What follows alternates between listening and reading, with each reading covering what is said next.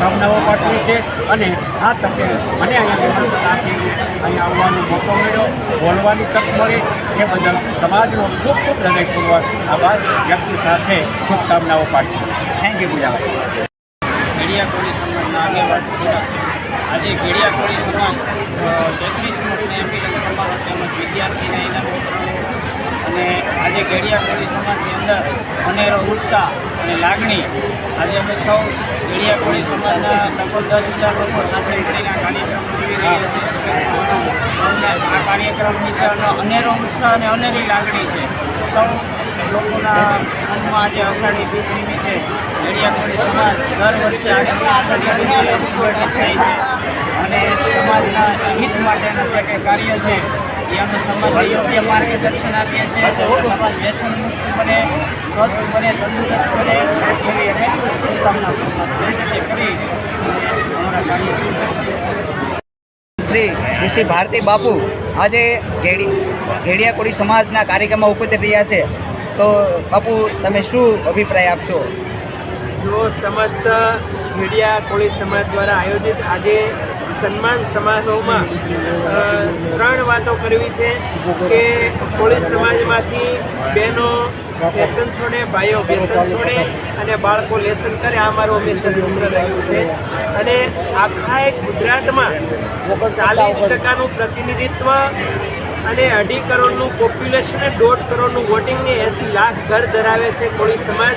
ત્યારે આ સમાજમાં એક સાક્ષરતાનું પ્રમાણ વધે અને અંધશ્રદ્ધા અને વ્યસન છૂટે એના માટે ગિરનારી અને રામદેવજી મહારાજના ચરણોમાં પ્રાર્થના કરું. અને જે યુવાનોએ ચિરાગ, દિલીપભાઈ, રાજાભાઈ, હરેશભાઈએ જે જહેમત ઉઠાવી, મનુભાઈ ચાવડા વગેરે આગેવાનોની આજે ઉપસ્થિતિ છે, પૂજાભાઈ વંશ, પૂર્વ ધારાસભ્યશ્રી, આ બધાએ વડીલોના માર્ગદર્શન હેઠળ આજે સમસ્ત ઘેડિયા કોળી પરિવાર સુરતની આંગણે પહેલીવાર એક સ્ટેજ ઉપર સંકલિત થયો છે. એનું ગૌરવ હંમેશા રામદેવજી મહારાજ અને કોળી સમાજના આગેવાનો, માનદાતા મહારાજ અને બધા સંતો લેતા રહેશે.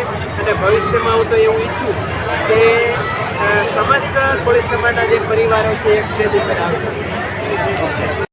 સમાજના કાર્યકારી અધ્યક્ષ મનુભાઈ ચાવડા સમગ્ર દેશમાં 25 કરોડ કોળીની વસ્તી, ગુજરાતમાં 2.5 કરોડ કોળીની વસ્તી, સુરત શહેર જિલ્લામાં 25 લાખની કોળીની વસ્તી, સુરતના પાદરથી શરૂઆત કરીને દિલ્હીના પાદર સુધી આવડો મોટો કોળી સમાજ અને આજે ઘેડિયા કોળી સમાજના સ્નેહ મિલન અને વાર્ષિક ઉત્સવ કાર્યક્રમમાં આવીને સમાજને યોગ્ય દિશા, સંગઠન, વ્યસન મુક્તિ અને હક અને અધિકાર માટેના સંઘર્ષની હાકલ કરવામાં આવી છે.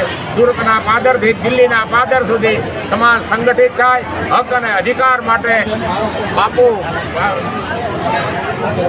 ભારતી બાપુ મહામંડલેશ્વર બાપુના અધ્યક્ષસ્થાનમાં સમગ્ર કોળી સમાજ ગુજરાતનો એક થાય, દેશનો એક થાય અને હક અને અધિકાર માટે સંઘર્ષ કરે. એ જય હિન્દ, જય ભારત.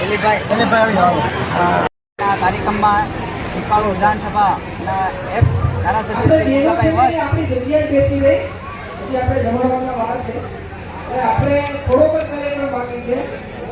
આ કાર્યક્રમમાં એકાળુ વિધાનસભાના એક્સ ધારાસભ્ય શ્રી પૂજાભાઈ આપણી જગ્યાએ બેસી રહી પછી આપણે જમણવારના વાર છે આપણે થોડોક જ કાર્યક્રમ બાકી છે.